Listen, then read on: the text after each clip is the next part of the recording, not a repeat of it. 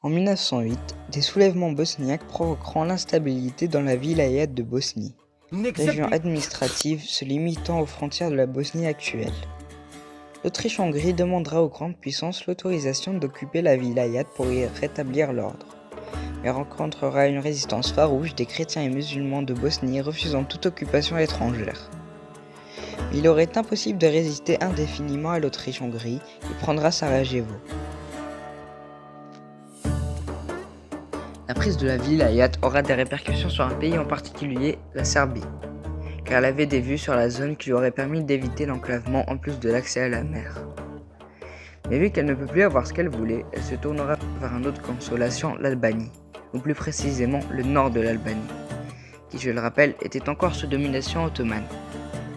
Et en parlant de domination ottomane, les Albanais ne la supporteront plus, bien que majoritairement musulmans.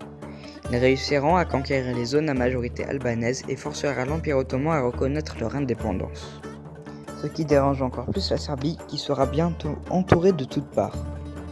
Elle pourrait peut-être trouver de l'aide dans un pays allié et de préférence assez proche comme la Bulgarie.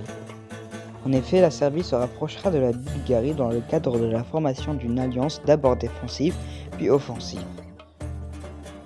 Cette alliance fera naître une certaine solidarité entre les États des Balkans avec comme ennemis les Ottomans, ce qui englobe la majeure voire tous les pays situés dans la région, comme par exemple les Grecs qui signeront un pacte défensif avec la Bulgarie ou même le Monténégro qui serait prêt à aider en cas de problème. La Bulgarie n'hésitera pas à profiter de la situation défavorable de la Serbie pour grappiller des territoires, réduisant ainsi en cas de victoire ses gains territoriaux, car elle ne peut se permettre d'attendre face au problème albanais. La Bulgarie ne s'arrêtera pas là. Elle soutiendra les indépendants macédoniens de religion orthodoxe et parlant une langue assez ressemblante au slave.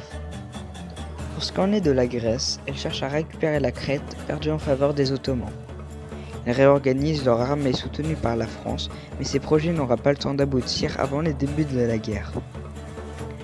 Pendant ce temps, l'Empire ottoman perdait de plus en plus de territoires, comme en Libye qu'elle dut laisser aux Italiens en 1911.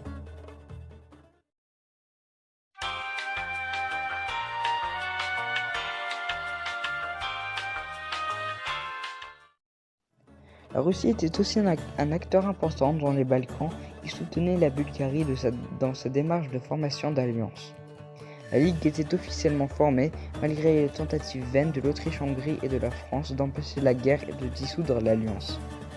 Le Monténégro déclara la guerre à l'Empire ottoman, puis ses trois alliés lui emboîteront le pas en fin d'année 1912. La Bulgarie se concentrera sur la Thrace avec un relief plus propice aux batailles que la Macédoine, qui est assez montagneuse.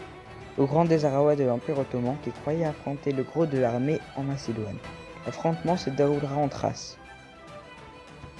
ce qui est déjà une étape de la victoire de la Ligue car les troupes ottomanes seront désorganisées.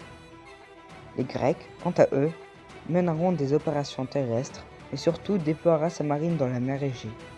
Elle occupera d'abord l'île de Lemnos puis se basera dans la baie de Moudros.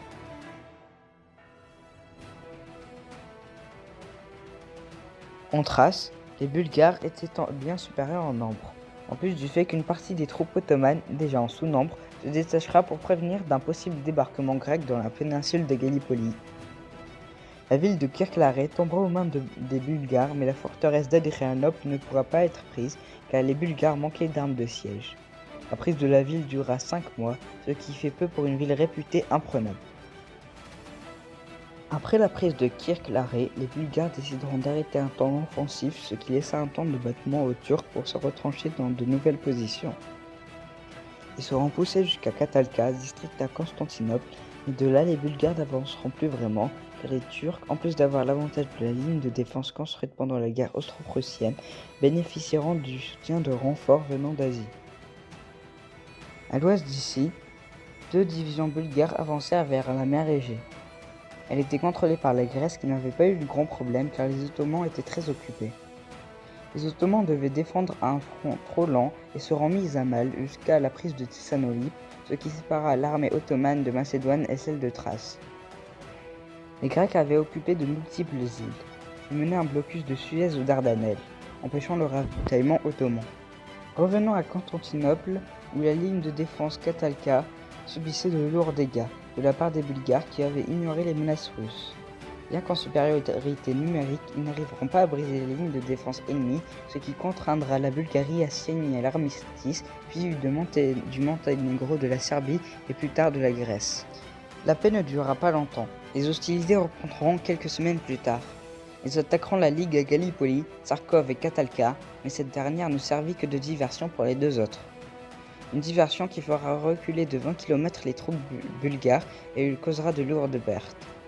Mais cela n'empêchera pas l'échec à Gallipoli et Kharkov, qui était le vrai but de l'opération, et le siège d'Adrianople était toujours en cours. Jusqu'à maintenant, il n'y avait pas eu de grande confrontation maritime jusqu'à la bataille d'Ely, dans les Dardanelles, où les flottes ottomanes seront gravement endommagées par les Grecs, qui les prendront de vitesse. Un bateau ottoman se faufilera dans la nuit et bombardera le port de Skyros, faisant perdre un croiseur grec.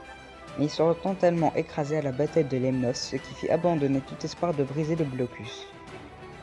À Adrianople, après 2 semaines de bombardement, les fortifications de la ville tomberont, ce qui mettra fin au siège et des tensions se créeront entre la Bulgarie et la Serbie, à cause de bains de sang inutiles et de mauvaises décisions prises.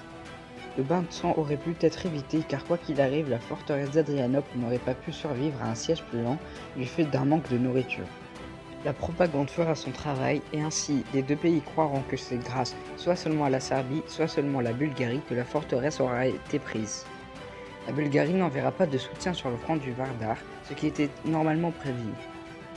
La Bulgarie continuera dans sa lancée dans le traité de Londres, elle voudra toujours plus, la Serbie et la Grèce s'allieront et déclareront la guerre à la Bulgarie, ce qui signe le début de la Seconde Guerre balkanique.